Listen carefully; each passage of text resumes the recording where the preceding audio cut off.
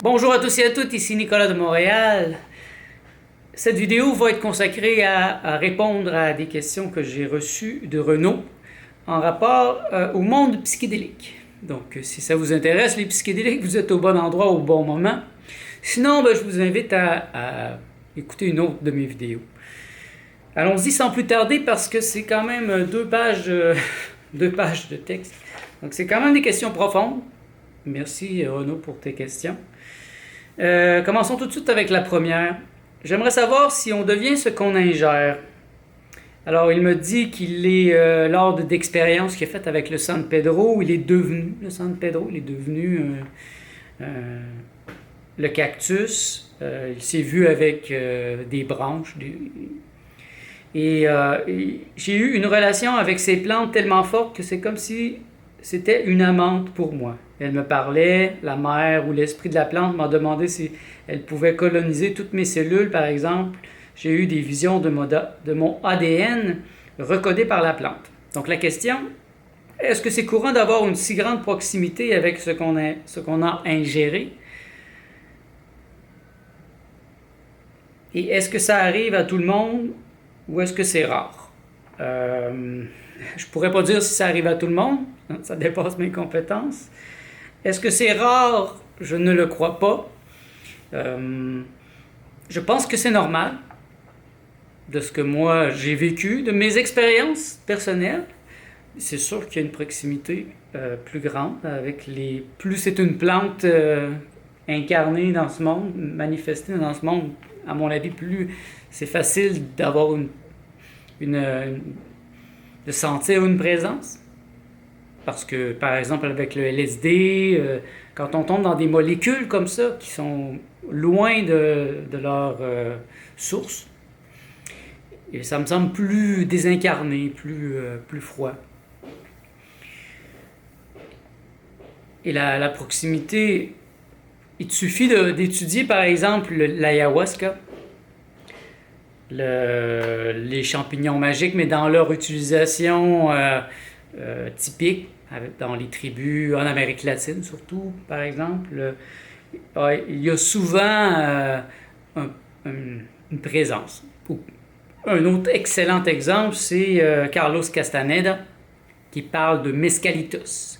Donc lui a utilisé le peyote, qui est un cousin très proche du San Pedro, que tu as utilisé, Renaud. Donc c'est la même substance, hein, la mescaline. Et donc, la présence de mescalitos, qui est une présence masculine très dominante. Donc, oui, c'est courant, surtout dans un aspect chamanique, où là, il y a un contact avec la nature. C'est sûr que si je fais ça ici, dans mon appartement, je sens beaucoup moins que si, par exemple, je vais faire du ayahuasca dans la jungle du Pérou. Je vais voir même les plantes, les principales plantes qui sont utilisées. Ça se peut que si je fais ça avec un chaman au Mexique, je vois les champignons à l'endroit où ils poussent. Donc il y a une proximité. Et je pense que ça aide aussi parce que, à mon avis, ça travaille beaucoup avec l'imagination. Et la présence, je pense qu'il faut le voir comme l'absolu et le relatif. Dans l'absolu, en fait, c'est moi que je vois. Par exemple, moi, dernièrement, dans mes expériences psychédéliques, c'était pas la plante nécessairement, c'était le Maître Jésus, le Maître ascensionné qui me rendait sa présence manifeste. Donc, au niveau absolu, c'est moi. C'est moi. C'est une partie de moi qui est peut-être pas encore intégrée, cette partie du Christ intérieur que j'ai peine à reconnaître. Mais au niveau relatif, bien sûr, je pense que c'était réellement le Maître Jésus, qui est un Maître ascensionné. Donc, c'est un individu à part entière qui se manifeste à moi. Et il y a un petit pas à faire pour imaginer, par exemple, la présence de la plante en tant que telle, l'esprit de la plante. Donc oui, c'est possible. Et passons donc à la deuxième question. J'aimerais savoir s'il y a une fidélité à la plante.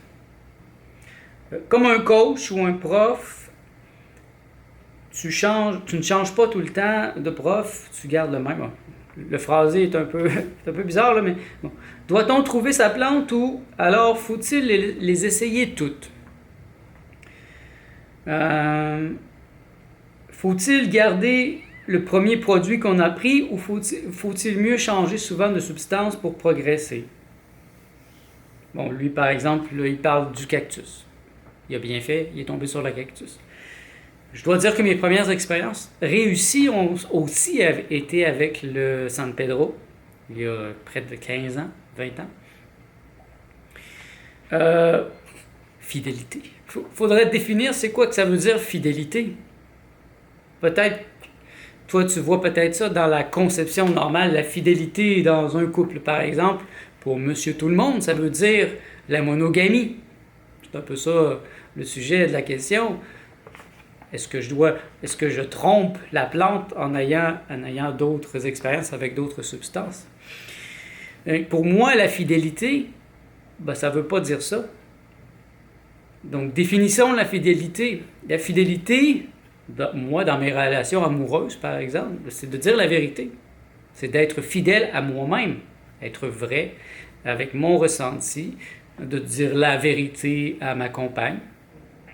Et même si j'ai plusieurs compagnes, même si j'ai d'autres expériences avec d'autres femmes, je suis toujours fidèle à ma compagne principale si je lui dis la vérité. Donc, fidélité, pour moi, ça veut pas, c'est pas associé à la monogamie. Dans le cas présent, la mono, seulement avoir une plante particulière.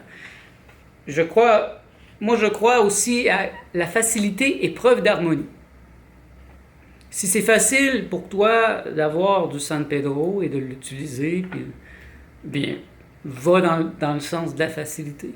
Si tu as d'autres plantes ou d'autres substances qui sont disponibles, essaye-les. Moi, je vois aucun problème à se donner des expériences. Donc, vous voyez, en amour, je peux avoir une compagne principale, je peux avoir des compagnes secondaires et je peux avoir des compagnes tertiaires que je vais voir ponctuellement.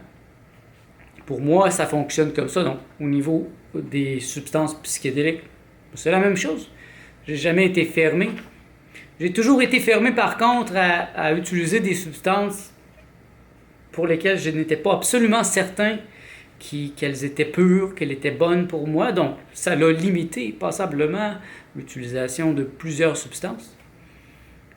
Je n'irai pas, par exemple, acheter une pilule dans un rave qui, soi-disant, est du MDMA. Non. Donc, et je connais personne qui peut me donner ou me vendre du MDMA, du vrai. Donc, je préfère laisser passer. Mais si un ami, un très bon ami, vient à moi et il me donne une telle substance, je vais me dire, la facilité est preuve d'harmonie, cette personne-là l'a essayé, j'ai confiance en cette personne, donc pourquoi pas, si elle vient à moi. Une autre chose, moi, que j'applique, c'est lorsque l'élève est prêt, le professeur se pointe ou le trouve.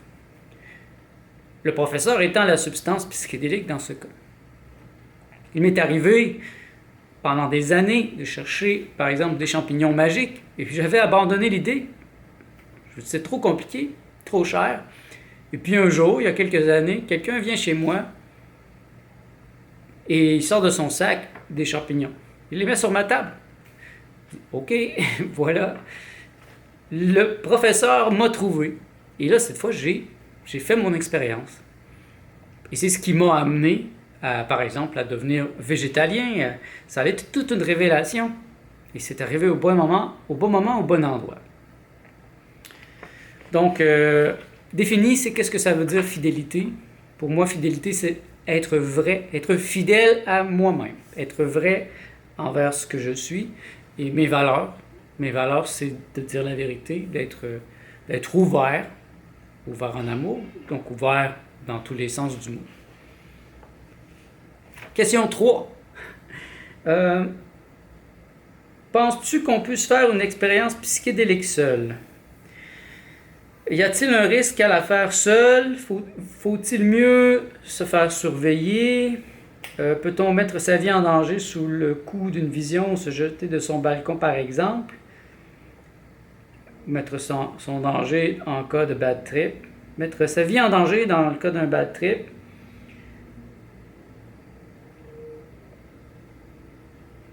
Peut-on tuer quelqu'un ou lui faire du mal sous l'emprise d'un psychédélique? Tout est possible. En fait, ça dépend qui prend la substance. Tout ce que je peux dire, c'est que quand on est sous l'effet d'un psychédélique, mettons, quand je suis sous l'effet psychédélique, c'est moi multiplié par 10 000. Donc si je suis angoissé, si j'ai des peurs, je suis malheureux, ça va être une expansion de malheur, une expansion de violence. Si je suis heureux, ça va aller aussi dans cette direction. Et avec peut-être des surprises parfois. Moi, je peux dire que j'ai fait souvent des expériences seul. Mais en même temps, je suis quelqu'un qui est très stable émotionnellement. Par contre, présentement, quand je fais des expériences, je préfère avoir ma compagne. Elle n'est pas nécessairement avec moi dans la pièce, elle peut être en train de travailler dans l'autre pièce. Et si j'ai besoin d'aide, là, je peux l'appeler.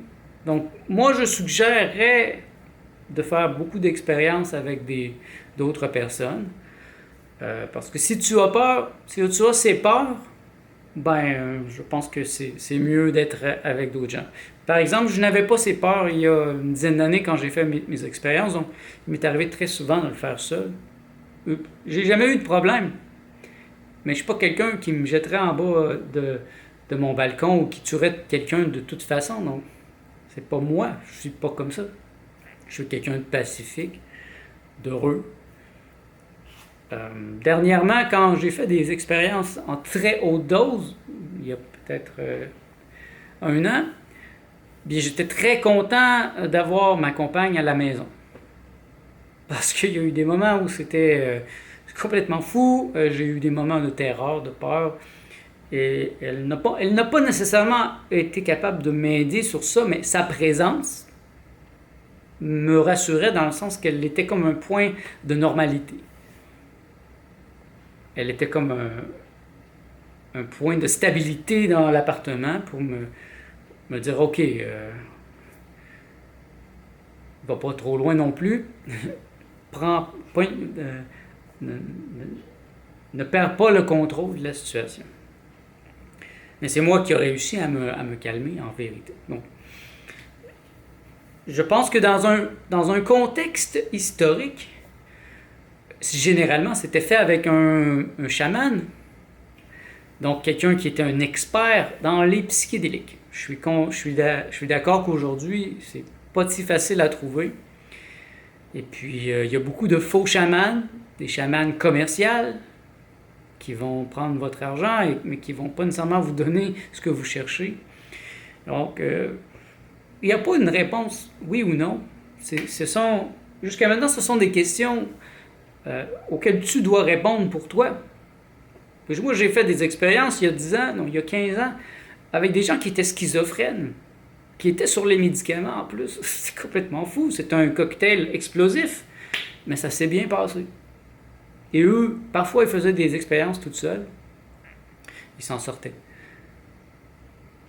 Et alors que vous allez avoir quelqu'un qui se pense totalement normal, et il va faire une expérience, et là, ça va mal se passer. Ce qui est important, à mon avis, de se rappeler, c'est en anglais, le drug set setting, la suggestion de Timothy Leary. Donc, c'est pas nécessairement juste la drogue qui est importante, c'est la substance, l'état d'esprit dans lequel tu es et l'endroit où tu es. Tu peux avoir la meilleure drogue, la plus pure possible, être dans le meilleur état d'esprit, mais si tu es au mauvais endroit, par exemple que pendant ton expérience, tout d'un coup, il commence à avoir des réparations dans l'appartement d'en haut, et là, ça commence à cogner sur le mur, ça peut, en quelques minutes, faire bifurquer l'expérience vers quelque chose de pas très plaisant. Donc, drug set setting, c'est très important de voir ces aspects-là. Puis bon, bien sûr, d'avoir quelqu'un qui est là. Idéalement, c'est correct. Mais moi, je pense que c'est important de se faire confiance. Et puis, Terence McKenna suggérait de toute façon de le faire seul. Terence McKenna le faisait seul. Il disait, dans le noir, pas de bruit, pas de lumière, rien. 5 grammes de champignons. Et puis là, bye-bye. Donc, il n'y a pas de bonne réponse. Tu dois déterminer. Et puis, moi, j'irai par petites étapes. Si tu as assez de substances, dans ce cas, c'est du cactus, bien, monter de plus tranquillement la dose jusqu'à un point où ça va devenir extrêmement inconfortable. Et puis, on va voir. Donc, c'est à toi de décider, selon ce que je viens de te dire. Une autre question. Connais-tu le syndrome post-hallucinatoire permanent, qui s'appelle le HPPD en anglais? Syndrome persistant, c'est des flashbacks en permanence. Donc, penses-tu que c'est vraiment un risque et comment l'éviter selon toi? De ce que moi j'ai étudié et de mes expériences personnelles, c'est un mythe. C'est un mythe en général. C'est-à-dire qu'il n'y a pas de flashback. Dans le sens que c'est pas comme un peu de drogue, un petit morceau d'LSD qui serait pris quelque part dans ton cerveau, puis là, soudain, 1 an plus tard, la molécule apparaît. Et là, oh, flashback. Donc, c'est pas comme ça que ça se passe. Donc, il n'y a pas un flashback dans ce sens. Mais oui, il peut y avoir un flashback dans le sens, si c'est une expérience traumatique ou positive, une et l'autre, eh bien, il peut y avoir un aspect de mémoire qui est, en anglais, c'est triggered, qui est tiré. Un peu comme Marcel Proust parlait de quand il mangeait une madeleine, le petit gâteau. Le goût lui rappelait son enfance au moment où il en avait mangé. Donc, il y avait une mémoire attachée au goût de la madeleine. Et puis, c'est la même chose, par association. Si j'ai écouté telle musique, moi, je me rappelle, j'ai écouté certaines musiques classiques. Chopin, par exemple. J'écoutais du Chopin il y a peut-être 15 ans quand j'ai atteint l'extase. Et donc, aujourd'hui, quand j'écoute ces musiques, eh bien, ça me rappelle, ça m'évoque ces moments-là. Et ça, c'est extrêmement positif. Et il y a une mémoire, bien sûr, qui est attachée à ça. Depuis une semaine, j'ai comme des mémoires qui me reviennent d'expériences que j'ai fait l'année passée. C'est comme un espace psychique que j'ai visité grâce à la substance que j'ai prise, qui est extrêmement forte. Et c'est comme un événement psychique. Et donc ça revient, c'est là dans ma mémoire. Et il est arrivé que j'ai écrit des chansons suite à des expériences que j'ai faites, où j'ai fait des toiles, des bandes dessinées. Et quand je regarde ces toiles, ou quand j'écoute les chansons, ça me ramène dans cet état. Donc oui, c'est possible dans le sens des associations d'idées. Et je pense que quelqu'un qui a des troubles de personnalité, schizophrénie, maladie mentale, premièrement, ne devrait pas faire de psychédélique. Donc, c'est pas... Si ça arrive, c'est possible que ça arrive, mais ça serait, à mon avis, pas dû au psychédélique. Ça serait dû à la personne qui a comme une craque dans son œuf cosmique. Je pourrais dire qu'il y a comme une craque. Et j'en ai rencontré des gens comme ça, qui avaient des hallucinations, mais c'était pas le psychédélique qui avait provoqué ça. C'est extrêmement facile de devenir une victime et d'accuser les autres de tout ce qui se passe dans notre vie. Et même, on peut accuser le psychédélique. Et j'ai eu à l'époque, une quinzaine d'années, des gens qui étaient malades mentales, qui avaient des maladies mentales, qui prenaient déjà des médicaments, et puis quand ils en prenaient, bien sûr, ça dérapait, et puis là, leurs parents, ben, ils accusaient la drogue, les mauvaises influences, au lieu de s'avouer que c'était leur fils qui avait un problème et qui avait probablement des symptômes depuis son enfance. Parce que quelqu'un qui a de la schizophrénie, généralement, ça commence vers la fin de l'adolescence, et puis il y a des signes dès l'enfance. Par exemple, je ne commencerai pas à avoir une maladie mentale maintenant, à l'âge de 44 ans. C'est pas comme ça que ça se passe. Il peut y avoir des exceptions, là. Je ne suis pas un expert dans le domaine, mais en général, c'est au début de la vingtaine, fin de l'adolescence, que vraiment ça commence. OK, donc voici la dernière question. Il me demande, bon, comment... Ben, il comprend maintenant que c'est absolument dégueulasse manger du cactus. Et je te comprends parce que ça m'est arrivé moi aussi. Il se demande comment le manger, c'est quoi la meilleure méthode pour le manger. Moi, je suggère de réduire en poudre le cactus qui serait déjà sec et d'ajouter juste un petit peu d'eau. Pas beaucoup, juste. Fait que ça fait une petite boule gluante. Moi, j'en suis arrivé là parce que, bien sûr, j'ai fait du thé qui était gluant, dégueulasse. Ça me prenait 1 heure à boire et j'avais mal au cœur et c'était insupportable. Et j'ai cherché des méthodes pour manger le San Pedro. Et j'avais trouvé ça. Donc, tout simplement, ce qui arrive, c'est que ça fait une boule vraiment gluante. Et moi, je prenais, mettons, par exemple, 40 grammes, qui était une bonne dose. Et je faisais des petites boulettes que je mettais sur ma langue avec un peu d'eau. Et là, ça glissait toute seule. C'est tellement gluant que ça glisse toute seule. Donc. En 5 minutes, j'avais tout mangé. J'étais capable de me laver les dents et d'aller me coucher. Me laver les dents, je pense que c'est important parce que ça enlève le goût dans la bouche. Ne bois pas trop. Le minimum d'eau, peut-être juste un petit peu, parce que je pense que c'est important d'avoir l'estomac vide pour aider la digestion. Donc, pas boire beaucoup d'eau, juste un petit peu d'eau, laisser glisser ça, et avec ça, tu devrais être capable de rentrer la substance très rapidement dans ton corps, te laver les dents, nettoyer tout pour qu'il n'y ait pas la senteur dans la maison, parce que la senteur peut venir aussi dans le nez. Donc, faire disparaître toute forme d'odeur dans la bouche, dans le nez, etc. Et là, aller te coucher tout de suite, aller te préparer pour faire ton expérience le plus rapidement possible. Dans le pire des cas, un petit peu de jus, un petit quelque chose pour enlever le goût, mais pas trop. Vraiment, moi, je ne crois pas à faire des mélanges. Je pense que c'est important Il y a un aspect sacré pour moi, donc je ne fais pas de mélange. C'est moi et la plante. Ou moi et le psychédélique. Donc je ne vais pas mélanger. Il y en a qui font des champignons magiques avec de la pizza ou du miel ou quelque chose pour faire passer ça. Moi, je préfère y aller direct à direct parce qu'il y a une citation que j'ai déjà vue qui vient des Indiens qui font des psychédéliques qui disent que si la personne n'est pas capable de manger le peyote, ben, c'est qu'elle n'est pas prête à faire l'expérience. Elle n'a pas le courage.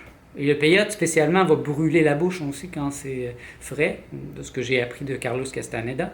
La bouche va brûler et puis c'est extrêmement dégueulasse. C'est vraiment... on a le goût de vomir. Donc, si la personne n'a pas le courage ou la force mentale pour mettre ça dans son corps, elle devrait s'abstenir, tout simplement. D'où le danger aujourd'hui d'avoir accès à des substances qui ne goûtent rien, qui ne sentent rien. Donc, on peut facilement passer, aller trop, en prendre trop, et puis là, finalement réaliser qu'on n'est pas prêt à l'expérience. Donc, c'est une très bonne chose que tu commences par les San Pedro. C'est une plante ancestrale, utilisée depuis des milliers d'années. Donc, une longue histoire. Avec, à l'intérieur de l'expérience, tu vas sentir aussi des présences psychiques de tous les êtres qui ont utilisé ces plantes, même les animaux. Et je pense que c'est bon. Si vous avez plus de questions à propos des psychédéliques, moi je vous suggère toujours de lire premièrement mon livre, Le Maître psychédélique, qui contient beaucoup d'informations sur le sujet, qui va répondre probablement à la majorité de vos questions. Je l'ai fait traduire en anglais et en espagnol. Donc, vous pouvez sans peur le trouver dans votre langue, si vous parlez en anglais ou en espagnol. Sinon, achetez-le en français. Il est disponible sur Amazon dans tous les pays. Et bien voilà, si suite à ça, vous avez des questions plus profondes, bien, ça va me faire plaisir d'y répondre comme je l'ai fait aujourd'hui. Merci d'être à l'écoute. On se revoit dans le prochain vlog.